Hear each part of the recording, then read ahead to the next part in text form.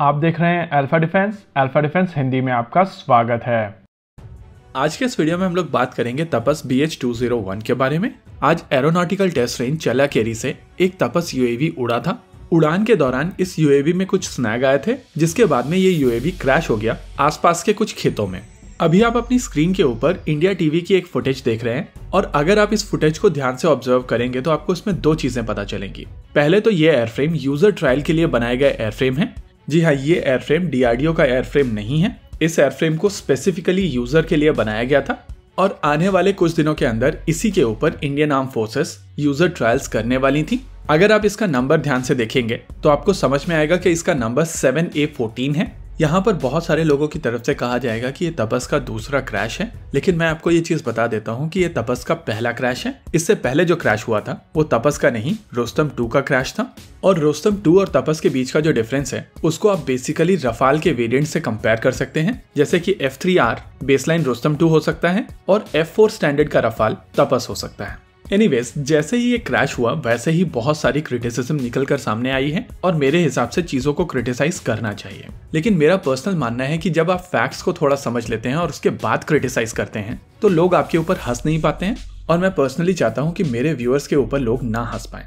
देखिए, किसी भी प्रोग्राम को समझने के लिए जरूरी है कि आप उसको एक कंपेरेबल प्लेटफॉर्म के साथ में कंपेयर करें और उस बेंचमार्क को यूज करते हुए आप समझें कि इस तरीके के डेवलपमेंट में आमतौर पर कितने क्रैशेस होते हैं, किस तरीके के क्रैशेस होते हैं और ओवरऑल यूजर और मेकर किस तरीके से रिएक्ट करते हैं। अभी आपकी स्क्रीन के ऊपर MQ-1C ग्रे ईगल का डेटा है और अगर आप इसको ध्यान से देखेंगे तो इसमें A से C क्लास के मिसहैप्स का रेट है जो साल 2017 से लेकर साल 2022 तक का है।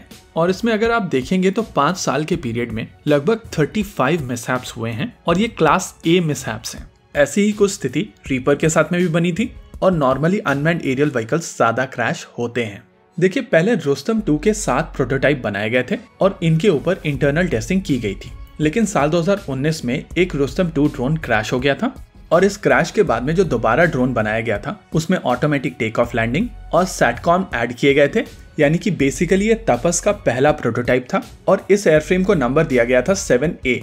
7A ने जब अपनी पूरी इंटरनल टेस्टिंग कंप्लीट कर ली थी उसके बाद HAL को 6 और एयरफ्रेम का ऑर्डर दिया गया था और यहाँ से जो एयरफ्रेम निकल कर आए थे इनको नाम दिया गया था 7A9, 7A10, 7A11, 7A12, 7A13 और 7A14। इस समय जो ड्रोन क्रैश हुआ है वो 7A14 है और ये यूजर ट्रायल में जाने से पहले अपने यूजुअल टेस्ट कर रहा था।